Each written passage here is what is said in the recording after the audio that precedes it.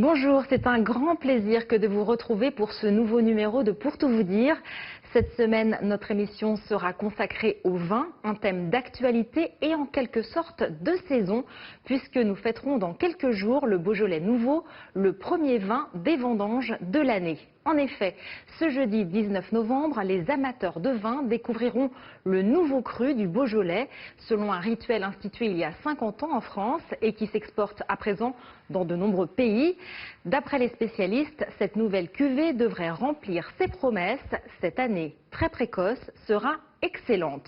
Mais entre les taxes américaines imposées depuis l'année dernière sur les vins français et les conséquences du réchauffement climatique sur la culture de la vigne, sans parler de l'épidémie de Covid-19 qui a restreint l'activité des restaurants, la filière a de quoi s'inquiéter. Ce sont tous ces sujets que nous allons aborder dans cette émission, dans laquelle nous essaierons aussi de nous pencher sur les nouvelles tendances de production et de consommation du vin.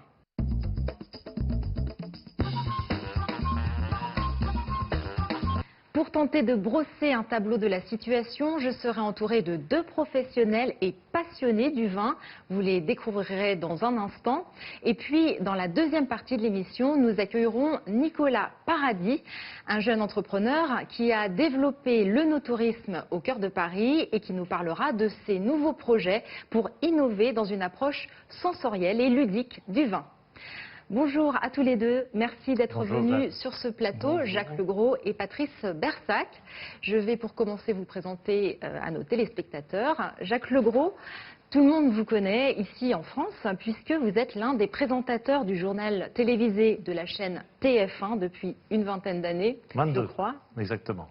Depuis octobre 2012, vous menez en parallèle de votre métier de journaliste une activité d'entrepreneur sur Internet dans un domaine que vous affectionnez particulièrement, le vin, avec un site consacré à la thématique de la vigne et du vin, terreetvigne.com, et son prolongement, la place de marché, avenue des Vins.fr. C'est bien ça? Exact, c'était tout à fait ça. Et Patrice Bersac, vous êtes un ingénieur dont les racines sont d'abord d'être un fils de paysan du Périgord et un grand amoureux de la nature. Votre passion pour la vigne et le vin date de votre premier vin à Paris en 1993. Depuis, vous avez fondé des syndicats viticoles pour arriver à obtenir une IGP Île-de-France en 2020, un résultat obtenu après un combat de plus de 20 ans. Mais tout d'abord, nous allons essayer de parler de l'importance de la filière vin dans l'économie française. La France est le deuxième producteur mondial de vin derrière l'Italie en volume et également le deuxième consommateur. La filière viticole emploie en France environ 500 000 personnes, emplois directs et indirects. Enfin, on peut souligner que les vins et spiritueux français sont les deuxièmes contributeurs à la balance commerciale derrière l'aéronautique et devant les cosmétiques avec 12,7 milliards d'euros. Maintenant que les choses sont posées, parlons de choses concrètes et qui nous intéressent directement. Comment se sont passées les vendanges cette année? Elles viennent de se terminer. Et que peut-on attendre de la récolte 2020? Jacques Legros. À mon avis, un millésime un petit peu plus technologique avec des grandes différences en fonction des régions, n'est-ce pas Patrice?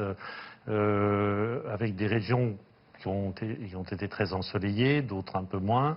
Donc il y a un travail parfois où on a un peu trop d'alcool au départ, parfois pas tout à fait assez.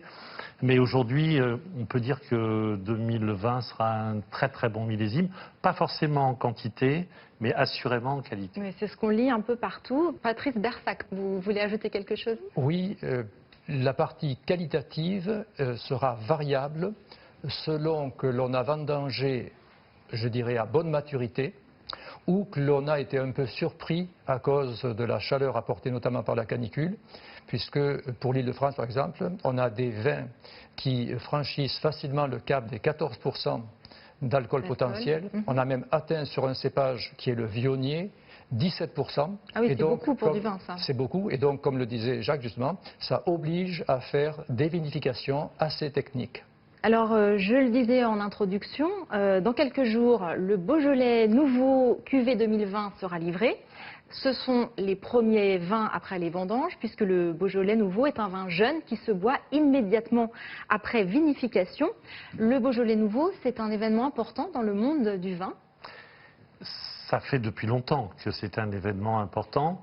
C'est un événement essentiellement international, parce que ce sont beaucoup de pays d'Extrême-Orient, Japon notamment. Oui, alors 40% de la production du Beaujolais nouveau est destinée à être vendue au-delà de nos frontières, au Japon, aux États-Unis, au Royaume-Uni. Et là, dans ces pays-là, la mode ne se dément pas. En France, on a connu un creux parce que il fut un temps où le Beaujolais primeur, ou nouveau c'est la même chose, sentait un peu plus la banane que le vin, ce qui était dommage, mais depuis les vignerons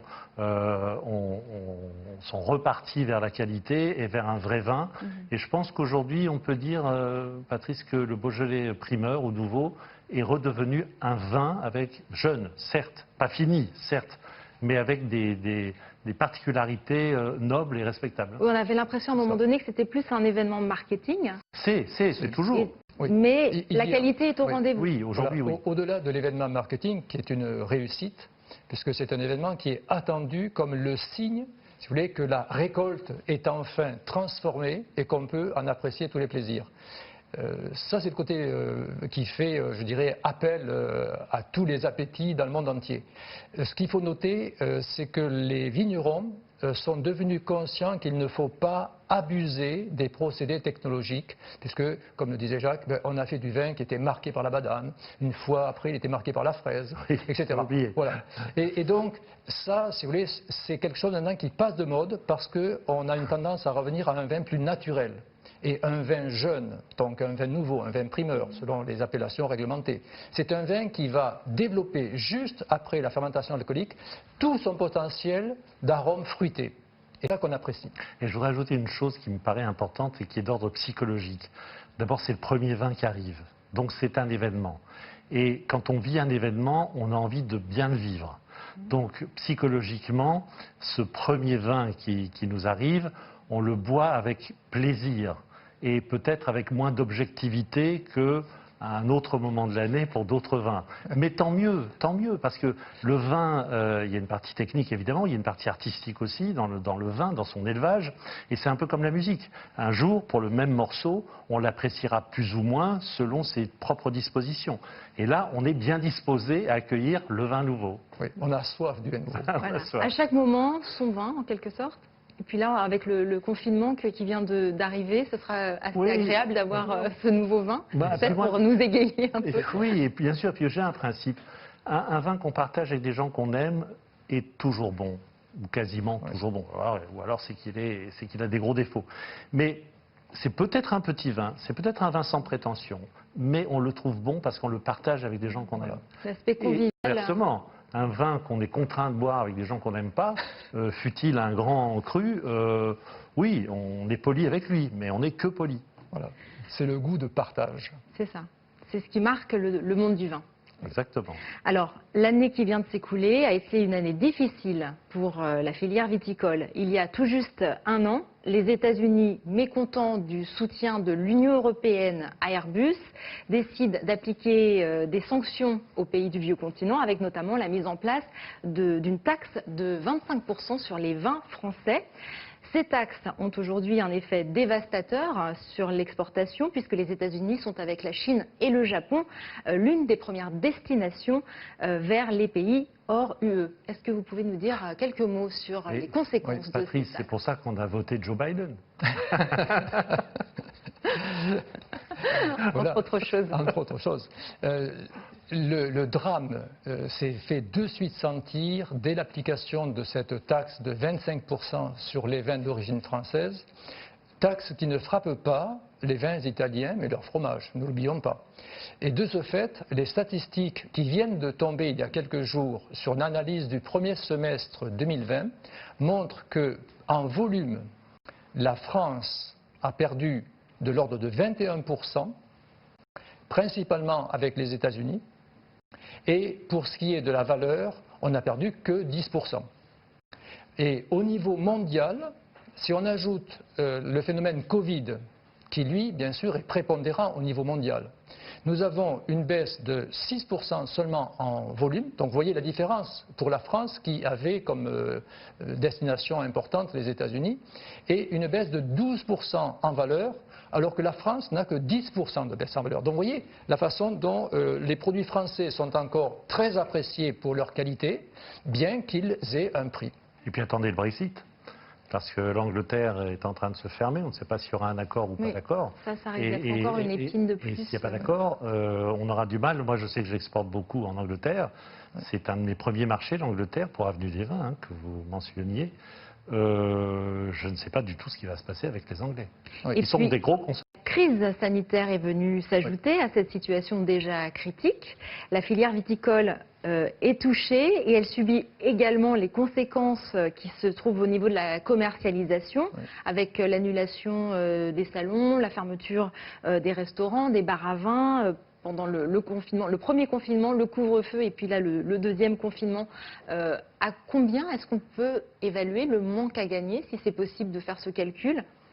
Alors, dans la partie caviste, qui est avec les cafés, hôtels, restaurants, le moyen pour les vignerons indépendants de vendre leur vin. Pour eux, et pour certains d'entre eux, la chute de revenus voisine les 90%, ce qui est énorme. Ah oui. En revanche, la grande distribution, qui a eu l'autorisation de continuer son activité, a sauvé bon nombre de vignerons. Mais ce qu'il faut noter, c'est qu'il y a maintenant l'évidence que le commerce par Internet fait un bond, puisqu'on aperçoit que la statistique montre que l'on aurait 48% de plus à la fin de l'année en commerce par Internet. Donc je pense à Jacques qui lui fait beaucoup de commerce par Internet, il va prendre 48% de chiffre d'affaires en plus. Oui, d'ailleurs on peut peut-être en parler puisque effectivement pendant le confinement, comme dans tous les domaines, la vente sur Internet de vin s'est beaucoup développée et vous qui avez votre site Internet, vous pouvez nous en parler? Alors nous sur Avenue des Vins, on a multiplié par 3 depuis le premier confinement. On a gardé grosso modo ce coefficient multiplicateur qu'on retrouve aujourd'hui. Et nouveau phénomène, parce qu'on est au deuxième confinement, mais il ne faut pas se faire d'illusions, il y en aura d'autres. Et ce qui est curieux ce qui est marquant dans ce phénomène, pas curieux mais marquant, c'est qu'on a de plus en plus de demandes de vignerons pour adhérer à la plateforme. Parce qu'en France, on a un côté positif et un côté négatif. Le côté paysan, vigneron, c'est mon terroir, c'est mon vin, c'est moi. Et je dis toujours d'ailleurs que le vin est à la tête de celui qui le fait. C'est vrai qu'il s'implique beaucoup. Ça, c'est le côté positif. Ce sont nos petits vins qui parfois sont grands, enfin ce sont nos vins en tout cas, des vins de terroir et de vigneron. Puis après, on a quand même très peu de propriétés qui sont digitalisées. Il y a très peu de sites internet. Nous, nos vignerons, chez nous, on les traite en partenaires et on les aide à installer ça. Mais aujourd'hui, quand on est pris à la gorge comme là, comme en ce moment, le vigneron n'est pas outillé pour vendre lui-même sur Internet. C'est aussi la raison du succès des plateformes de vente qui, elles, sont organisées pour. Voilà, oui, tout est une question, un problème de commercialisation du vin, c'est ce qu'on disait tout à l'heure. Les grandes surfaces en sont très bien sorties puisque justement elles n'ont pas fermé pendant ces périodes. C'est sûr que ça les a aidés, mais tous les vignerons ne sont pas dans les grandes surfaces. Voilà, non ce sont plus. les gros évidemment qui sont présents dans les grandes surfaces. Oui. Qui sont Nous, c'est un de nos critères. Un de nos critères, c'est justement qu'ils ne soient pas dans les grandes surfaces. Alors, c'est pas parce qu'on a honte et peur des grandes surfaces, c'est parce que c'était un critère parmi d'autres. C'est un vin qu'on ne trouve pratiquement que chez nous ou alors à la propriété même. Et c'est un argument de vente, certes, hein, mais c'était aussi la garantie d'avoir un vrai vin de vigneron. Alors l'État a soutenu la filière viticole en consentant une aide de 170 millions d'euros en mai, une aide dont les professionnels avaient demandé le doublement pour obtenir finalement une enveloppe supplémentaire de 80 millions d'euros. Qu'est-ce que vous pensez de ces aides ? Et je crois que le plan de relance annoncé par le gouvernement en septembre proposait aussi une aide pour la filière viticole, enfin pour l'agriculture en général et notamment pour la viticulture. Comment voyez-vous ces aides? Est-ce que vous pensez que ce sera utile pour la filière, que ça lui permettra de surmonter ces épreuves? Alors, ces aides sont effectivement utiles, elles sont nécessaires, elles sont réclamées à corps et à cri. Et France Agrimer, qui est l'organisme qui supervise la répartition de ces aides au niveau français, avait une réunion de son conseil spécialisé vin il y a quelques jours pour faire le point. Et évidemment, il n'y a pas assez d'aides pour faire face à la crise économique engendrée par le Covid, en plus de ce qui est engendré par les taxes Trump. Alors il y a un autre défi auquel est confronté le monde du vin, ce sont les changements climatiques. Leur impact est déjà observable sur la physiologie de la vigne, sur le degré alcoolique du vin, sur l'acidité du raisin à la récolte et sur le rendement dans certaines régions. Est-ce que vous pouvez nous en dire plus sur ces évolutions qui sont déjà largement constatées? C'est sûr qu'aujourd'hui, la frontière entre les zones de vin de vignes est en train de remonter vers le nord. Et tant mieux pour vous. On va revenir sur l'Île-de-France tout à l'heure. Et on trouve des vins, un sujet qui sera abordé dans l'émission. On trouve beaucoup de vignobles autour de Londres. Oui. On trouve des vignobles aujourd'hui dans des endroits où on n'imaginait même pas aujourd'hui, alors que jadis il y en a eu. Il faut le rappeler aussi, mais on n'imaginait pas les trouver là aussi vite. Maintenant, là je m'adresse aux spécialistes ingénieurs, on peut transposer le climat, enfin il se transpose tout seul d'ailleurs, mais pas le terroir. Non. Alors c'est un vrai problème, puisqu'on nous a fait rêver avec un réchauffement climatique qui allait faciliter la transition de beaucoup de cultures vers les zones septentrionales à raison d'un bond de l'ordre de 300 à 1000 km quand même. Et puis ça n'a pas que des avantages. Et on se rend compte que ce changement fait de réchauffement est accompagné de bouleversements, de dérèglements climatiques. On a vu cette année des précipitations diluviennes, notamment donc dans la vallée de la Roya, au sud de la France, avec des dégâts humains quand même énormes. Des dégâts aussi sur les vignes. On a vu des vignes entièrement ravagées par les eaux. On a vu des gels tardifs au niveau de la fleur qui ont compromis les récoltes jusqu'à presque les anéantir. On a vu des grêles abondantes dépassant les couloirs de grêle habituels. Donc oui, le réchauffement climatique est très sensible. La preuve, c'est qu'on vendange avec plus de 4 semaines d'avance, y compris pour l'Île-de-France. Mais il faut être prudent, parce qu'il faut qu'on apprenne aussi à se protéger contre certains éléments dangereux tels que le gel et la grêle, et pour ça nous avons besoin de sélectionner des cépages qui soient non seulement résistants à la réduction de la pluviométrie, moins d'eau, mais qui soient aussi résistants au froid et qui soient résistants, qui aient de la capacité de reprise quand, par exemple, la fécondation au moment de la fleur a été réduite à cause des pluies. S'adapter en fait à ces phénomènes climatiques. Voilà. Et nous avons des recherches scientifiques très poussées à l'heure actuellement pour trouver les cépages de demain. Ça c'est vraiment, ce que dit Patrice, c'est vraiment l'avenir. Mais il y a deux choses contre lesquelles on ne peut pas faire grand-chose, c'est la grêle. Je l'ai subie et c'est une des raisons pour lesquelles j'ai dû abandonner mon vignoble à Cahors. Oui, parce que vous pourriez peut-être nous dire un mot sur votre expérience de vigneron. Elle a été difficile et merveilleuse à la fois. C'est-à-dire que c'est une école du temps qu'il fait et du temps qui passe. Être vigneron, c'est le temps qu'il fait, on le subit et c'est ce dont on est en train de parler. Et moi, là, j'ai eu coulure, j'ai eu grêle, 2, 3 orages de grêle, toujours au même endroit. Il n'y en avait pas eu depuis 20 ans. Et d'un seul coup, en un seul été, on s'est pris 2 orages de grêle. Et on n'avait plus les moyens de repartir de zéro, etc. Donc, on a dû abandonner la mort dans l'âme. Et puis aussi les tempêtes, parce qu'on a des phénomènes climatiques aujourd'hui tout à fait exceptionnels. Imprévisibles et même si le cépage sera résistant à certaines attaques, oui. Comme le gel ou la canicule, etc. Et ça, c'est vrai qu'il y a un travail formidable qui est fait, pas seulement pour la vigne d'ailleurs, pour l'agriculture en général. C'est vrai que là, malheureusement, la grêle, quand elle tombe, on peut essayer de mettre un filet, oui. Encore. Oui. Après avoir parlé des nombreuses difficultés rencontrées par le monde du vin aujourd'hui, nous allons maintenant parler d'une renaissance, celle de la filière viticole d'Île-de-France. Avant de devenir une zone intensément urbanisée, les abords de Paris étaient parsemés de terrains maraîchers qui ont disparu au fil du temps. Mais aujourd'hui, avec les bouleversements engendrés par les changements climatiques et les nouvelles tendances de consommation locale, les choses bougent.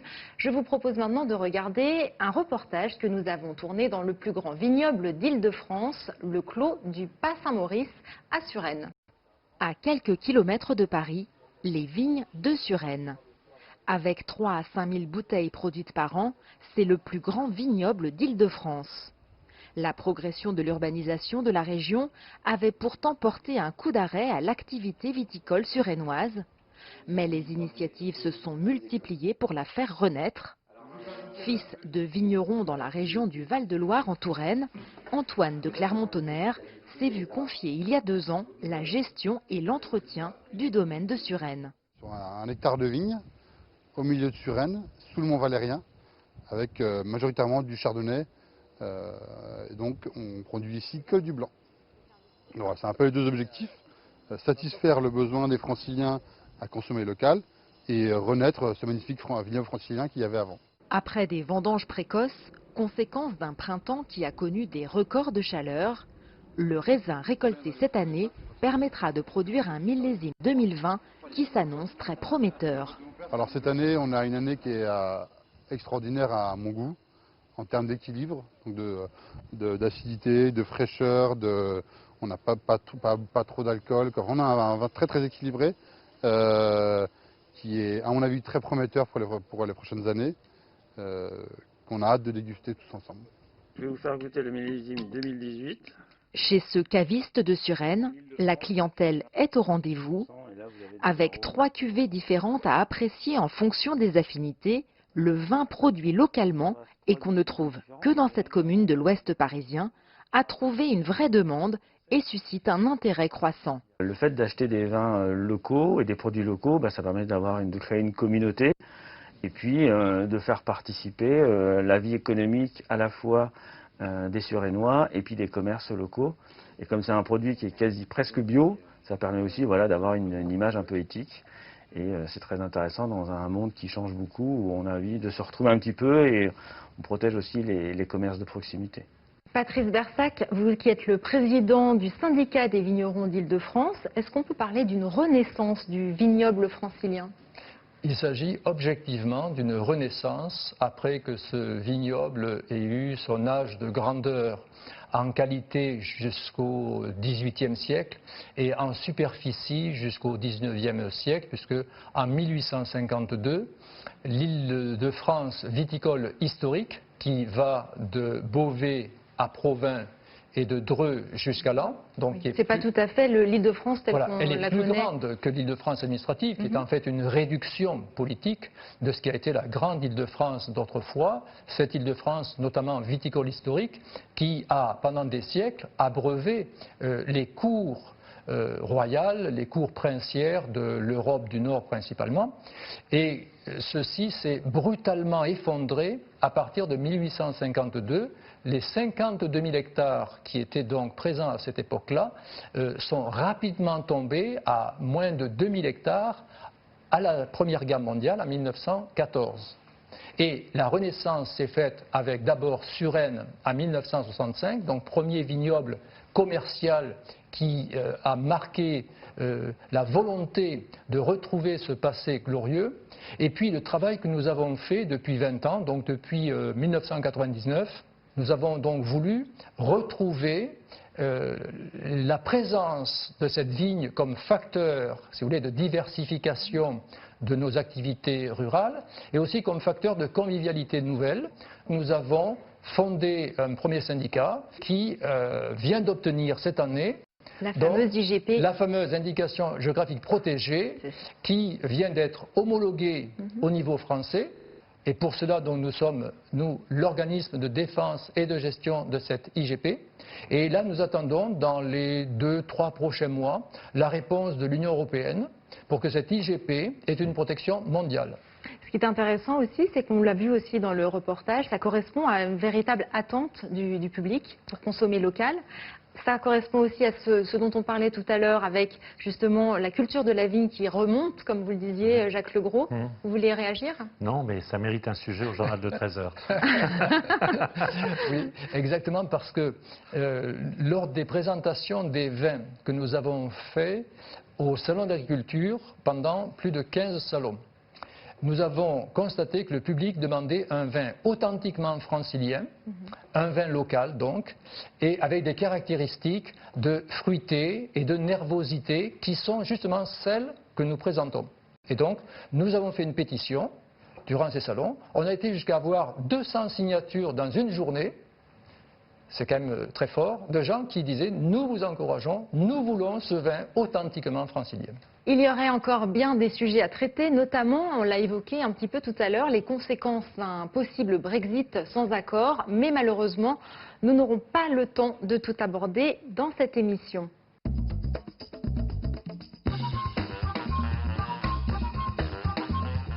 Nous allons passer à la deuxième partie avec un focus sur notre troisième invité qui vient maintenant nous rejoindre. Bonjour Nicolas Paradis, merci d'être avec nous aujourd'hui sur cette émission sur le vin. Je vous présente tout d'abord à nos téléspectateurs. Nicolas Paradis, vous êtes passionné de vin et d'entrepreneuriat. Vous avez créé une demi-douzaine d'entreprises. On peut citer les Caves du Louvre au Château, mais aussi le restaurant et bar à cocktail Mordu dans le 6e arrondissement. Et ce n'est pas tout, mais on ne va pas tous les citer. Ce que vous aimez, c'est travailler sur vos projets dans les moindres détails à partir d'une page blanche avec votre épouse qui est décoratrice. Et c'est sans doute la clé de votre succès. Vous confirmez ? Peut-être, je ne sais pas si on peut parler de succès, mais en tout cas on peut parler d'une aventure dans l'entrepreneuriat et de multiples créations. Et je précise que vous êtes, tout comme Patrice Bersac, un ingénieur des arts et métiers. Tout d'abord, Nicolas Paradis, pourriez-vous nous dire quelques mots sur ces lieux que vous avez ouverts à Paris? Ce sont des lieux où l'on déguste le vin, bien sûr, mais tout en découvrant l'univers du vin. Effectivement, l'objectif dans la création de ces différents lieux, c'était de créer des espaces, des lieux où on pouvait se retrouver et puis surtout parler de vin un petit peu différemment. Donc il y a une quinzaine d'années, lorsqu'on a créé Au Château, qui était notre première société autour d'un concept simple et novateur à l'époque de cours d'œnologie en anglais, il n'y avait pas vraiment de lieu pour parler simplement de vin. Parce que si on revient 15 ans plus tôt, le vin c'était quelque chose d'ennuyeux, de réservé aux techniciens, pas forcément accessible. Donc on a voulu couper un petit peu avec toutes ces idées reçues et aborder un petit peu le vin à l'anglo-saxonne, c'est-à-dire simplement en se faisant plaisir, même en buvant parfois des vins très très chers, mais sans prêter attention vraiment trop à la valeur de ce qu'on buvait, mais plutôt sur le plaisir qu'on l'expérience en elle-même. Et dans tous ces lieux, donc l'idée c'était de créer déjà des lieux beaux, parce que moi j'aime plutôt les belles choses, donc à chaque fois c'est des lieux qui sont plutôt originaux, avec un certain effet waouh, et puis de créer tout autour d'une dégustation, mais une expérience qui nous permet aujourd'hui d'avoir un panel très très large d'offres autour du vin, depuis le caviste, le restaurant, le bar à vin, le bar à cocktail, des cours d'œnologie, j'en oublie, mais vraiment surtout le panel de services possibles et imaginables autour du vin. Alors, à qui s'adresse cette offre? Vous qui donc accueillez, je crois, beaucoup de touristes étrangers, quel est le public concerné par votre proposition? Historiquement, et dès la première heure, donc Au Château s'adressait aux anglophones, donc aux touristes en visite à Paris. L'idée, c'était de leur offrir une partie du vignoble français à Paris, parce que c'était quand même l'épicentre du tourisme, et c'était là où il y en avait le plus. Donc, plutôt que de les voir fuir en région, mais on préférait les conserver chez nous pour leur parler du vin français. Donc c'était et ça reste toujours notre cible principale. On reçoit aujourd'hui entre 80 et 120 000 touristes donc anglophones qui viennent suivre un cours d'œnologie ou une dégustation. Et puis petit à petit, l'histoire a fait qu'on a dû se développer un petit peu, soit par opportunité, soit par obligation, lorsqu'on a eu les vagues d'attentats, les récents confinements. Oui, alors comment vous êtes-vous adapté justement? Alors de façon déjà proposant une offre qui va être plutôt dédiée à des Français ou à un public qui n'est pas forcément touristique. Et puis après, en allant, en faisant une diversification, je dirais, un petit peu verticale sur d'autres types d'offres. D'accord. Donc notre ADN, c'est la dégustation, faire découvrir une multitude de vins, puisque chez au château, par exemple, il y a 50 vins en verre. Donc, ce qui est quand même assez remarquable pour environ 1000 références. Donc là, c'était l'idée, plutôt que de faire découvrir des bouteilles, de faire découvrir des petites doses de dégustation à travers des flacons et une box. Voilà. Donc on peut recevoir chez soi des échantillons finalement qui permettent de goûter différents vins. Exactement. Alors c'est des doses d'un verre et l'idée c'est de le faire en vidéoconférence avec un sommelier, donc chacun chez soi avec un sommelier qui fait une animation avec lequel on peut interagir, poser des questions et puis si le vin vous plaît, on peut en commander évidemment sur un site dédié de vente en ligne. Ça correspond aussi à de nouvelles tendances de dégustation du vin. Il me semble, vous avez certainement dû vous en apercevoir dans les lieux qui sont les vôtres, Nicolas Paradis. Peut-être Jacques Legros ou Patrice Bersac, vous voulez ajouter quelque chose ? Alors, sur l'expérience fort intéressante que présente ici Nicolas, d'abord parce qu'il a innové. Il a réussi à relier le public qui vient en France et qui souvent a la volonté de venir en France pour y découvrir le monde du vin. Il a réussi à les garder sur Paris pour leur faire découvrir vraiment les vins de France. C'est vrai que dans le fond, le monde du vin est très absent de Paris. Le vrai monde du vin, il est évidemment dans les territoires. Mais maintenant, il va y revenir donc et dans grâce l'Île-de-France, à notre travail. Et c'est là, je pense, que l'on a une belle occasion de collaborer. Mais en plus, l'innovation qu'il a produite nous permet maintenant d'envisager de montrer à ces touristes la totalité de ce qui fait l'univers du vin, depuis la vigne, avec une notion de terroir que rappelait Jacques tout à l'heure, jusqu'à tous les plaisirs, toute l'ambiance, et puis aussi toute cette décomplexion, cette décontraction que l'on va savoir mettre en œuvre pour apprécier le vin sans s'embarrasser de tout un vocabulaire. Vous voyez, il a choisi le mot ludique, je crois que c'est important. Il faut qu'on ait vraiment un plaisir sans arrière-pensée à déguster la diversité des vins français, des AOP, des IGP et des vins aussi un petit peu particuliers. Au-delà de ça, il faut parler aussi de la diversité.